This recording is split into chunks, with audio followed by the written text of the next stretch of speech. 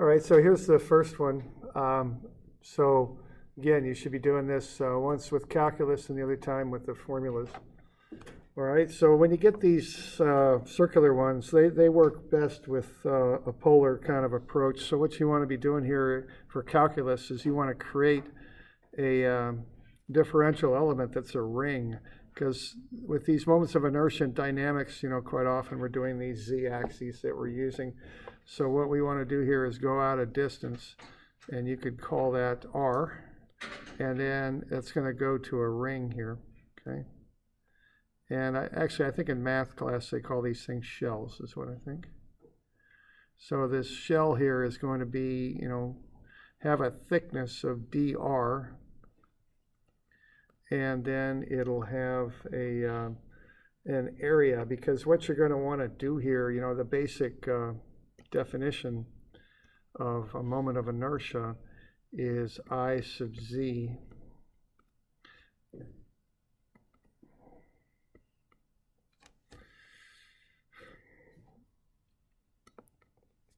Well, this doesn't like this today. I think I'm gonna have to shut this program down here for just a second. Yeah, I guess we'll save these dang things. Yeah, I bet.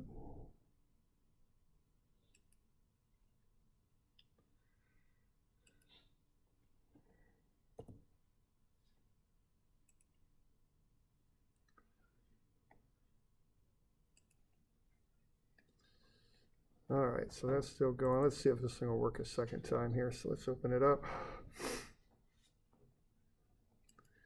And I guess that's the one I want. There we go. Okay. So what we have here is I sub z. And what that's going to be then is the integral of r squared dm. Okay. Now, to get to dm, you're going to take a number of steps here. You're going to find dA. Okay, now what dA is based on is the area of the shell. Okay, so the area of a little circle like that, is going to have a dr here, and you're going to come out a distance r to the center of that thing. Okay, or not to the center, to the middle of the ring, so to speak. Okay.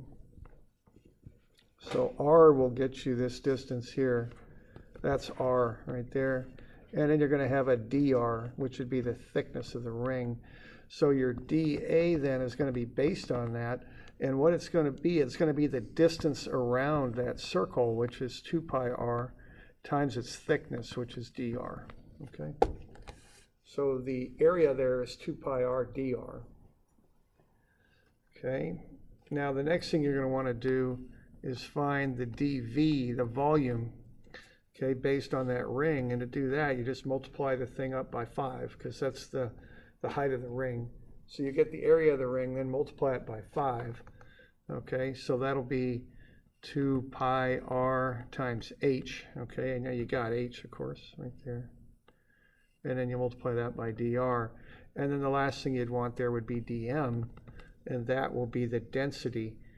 And I don't really know, do you guys use a rho for that, for density in physics and all that? Is that a common girdle? Okay, so you know what that means? Okay, so the density then would be, or the mass would be 2 pi r times h times dr, and then times rho, okay?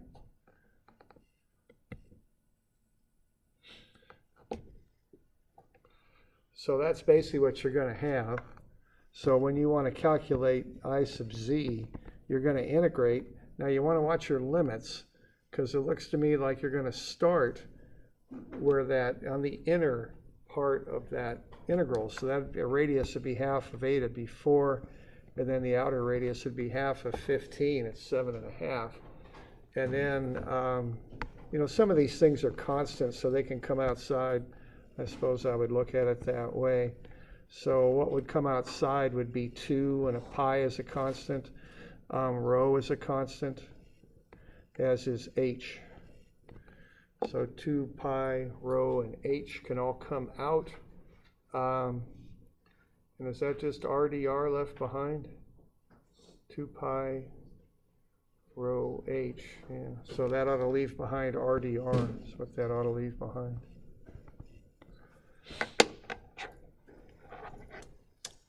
Okay, so once you've got that, then you should be able to integrate. And that should be 2 pi times rho times the height times r squared over 2. And then you should evaluate that from 4 to 7.5.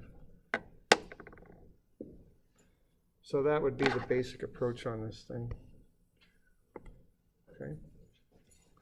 And I believe that'll get it for you.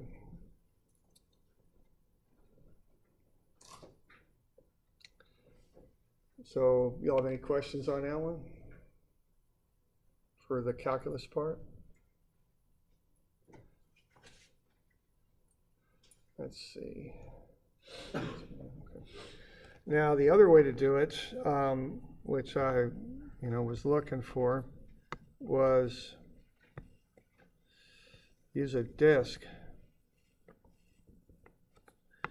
Okay.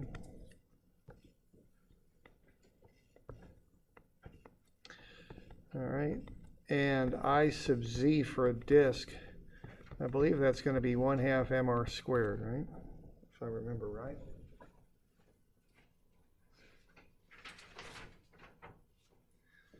Yeah, okay. So once you've got that, what you could do is you could take 1/2. Now you're going to have to find some masses here of this thing. So what I would do with this is I would find the mass, and I would first find the mass for a full disk. Okay, so the mass would be pi times the radius, which would be, I think I'd probably, what unit should I be in? I'm trying to remember. Probably I'll go 0.075, I'll call that meters. Okay, so then that'll be squared.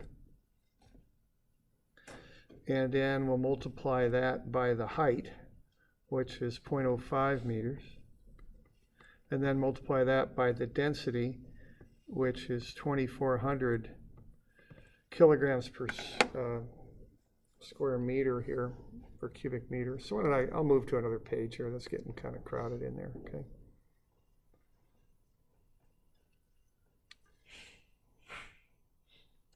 All right, so I'm going to have, I'm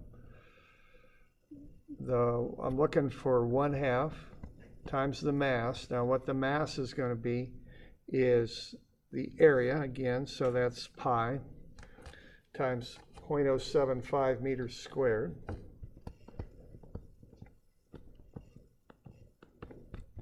Times the height, which is 5 centimeters, I think, so that's 0.05 meters.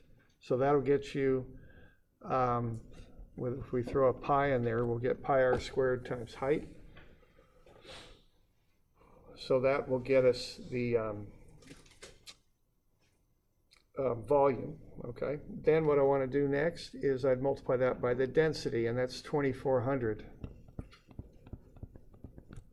kilogram per meter cubed, okay?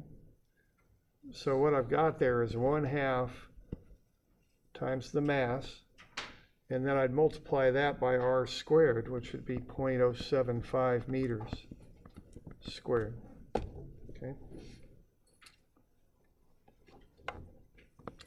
But then I'd take away the cutout, so I'd want to take away 1/2 the mass of that, and that would be 0.04 meters squared times the height times pi times the density,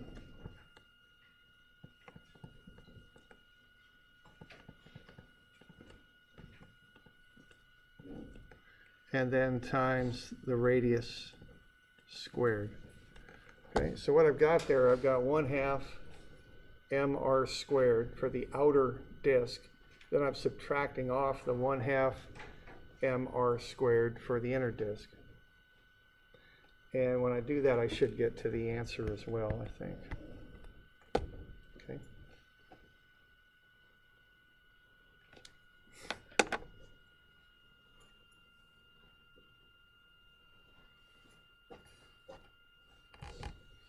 You okay with that? So you could do it either way. Okay, so 1/2, the volume is right there. So that's the volume. Multiply that by the density, you'll get the mass. And then this is r squared. Okay, so 1/2 mass times r squared. And then you're doing the same thing on the next step. Okay.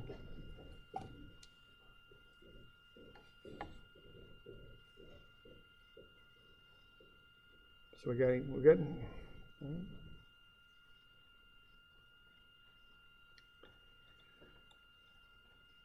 Now the next one here, this is a transfer axis kind of problem here. So, I went ahead, and what you're going to do with this is you're going to use the formula on the back of the formula sheet there that best reflects this situation, okay? The axis you're using is there. So you're going to want to use, for the formula from the back of the sheet, an axis that goes through the center of gravity that's parallel to the axis at A. Okay? So you're going to want to use that axis to find the moment of inertia. And that will be I sub g. And then you want to add an md squared term. Now the d is the distance right there. It's a diagonal distance going across that plate. And actually it's down a little ways. It's in the middle of that thing has a certain thickness. You're down in the middle of the thickness, so to speak, because that's where the center of gravity is. So you're going to want to find that distance there. If you were to look at this from the top, what you would see here would be G right there and A right there, and you would want that distance, like so. Okay? So you could just go ahead and, work that out with theorem of Pythagoras and get the distance, and that's the D right there. Okay?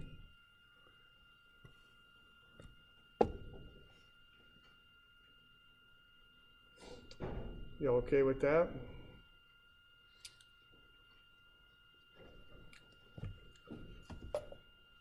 Okay. So that's just a little bit of a problem using the transfer axis theorem. Okay.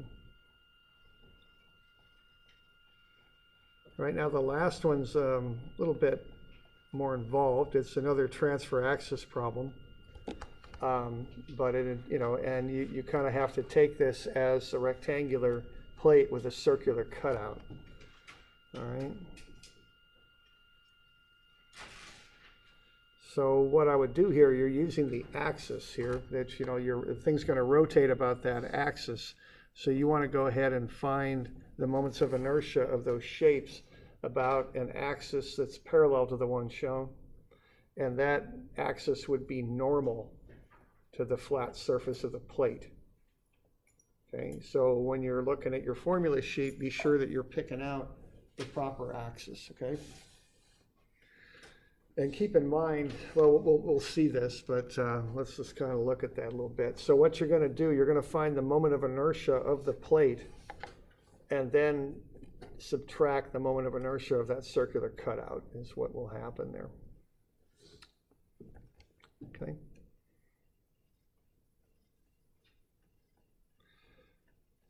Now, you can't shortcut this stuff.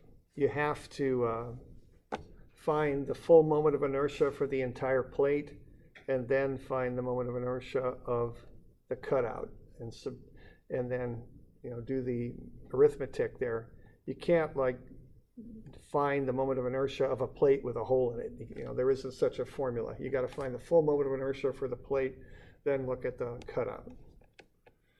All right. So if you look at your formula sheet there, you've got a disk on there. And that has, 3 different formulas on it. So what you have is a disk like that.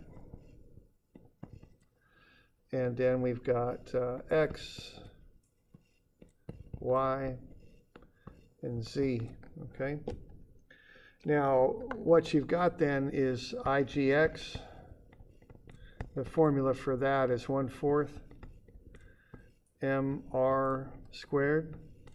You've got IGY, and the formula for that is 1/4 mr squared.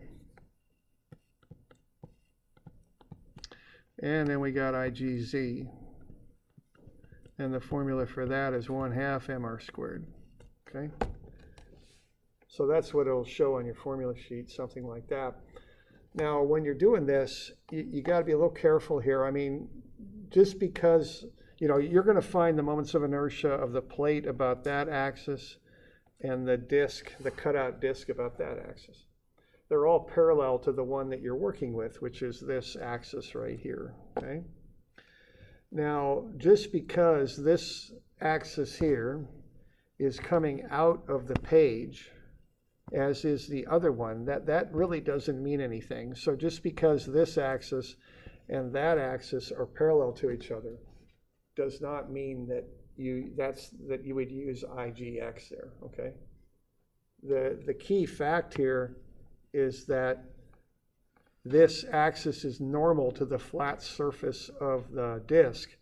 That axis is normal to the flat axis is normal to the flat plane of the disk, okay? Flat surface of the disk. So there's the formula to use, okay? So just watch it when you're doing those. Don't just match the letters. Don't just match the directions. Look at it and make sure that the axis you're choosing represents the situation you've got, okay? So what you would do then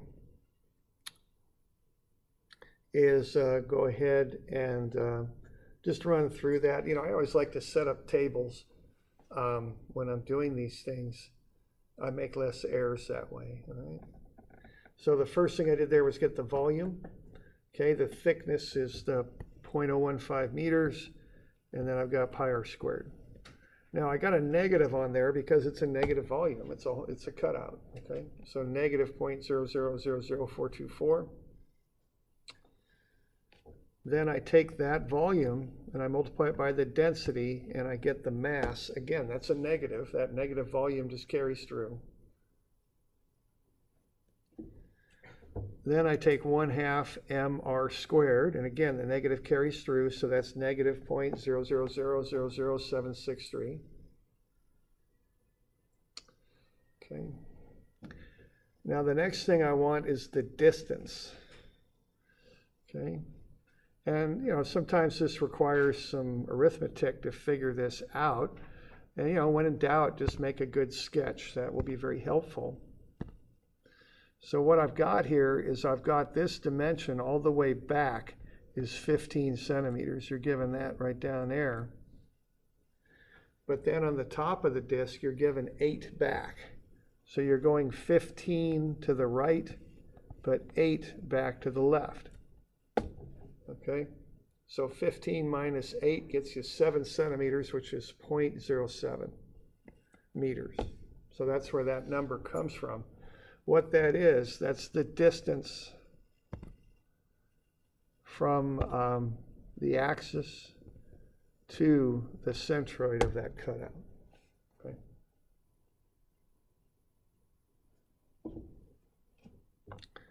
So then what you can do, you can take the mass times the distance squared, and again, that's a negative.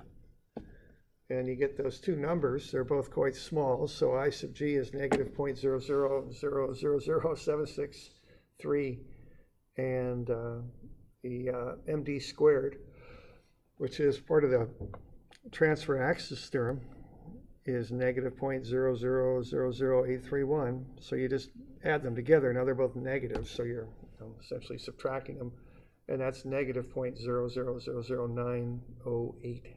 Okay. So what you'd want to do to finish this up is to fill in the other values for the rectangular plate. And then once you've got that, you can add everything up and get the total.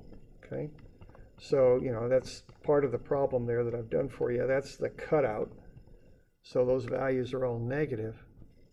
But then to finish the thing up, you're going to want to find the volume, the mass, I sub g, d, md squared, and ig plus md squared for the plate, and then add everything up and get the total. I think I gave you an answer for this, I think, so you can kind of check and see how you're doing on it.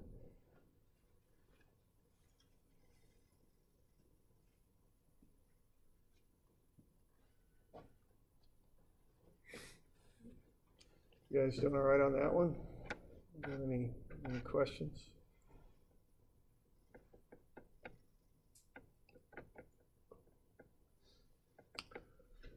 So those three are due Friday, I think. Okay. All right, and then we're going to keep working on this kinetic stuff.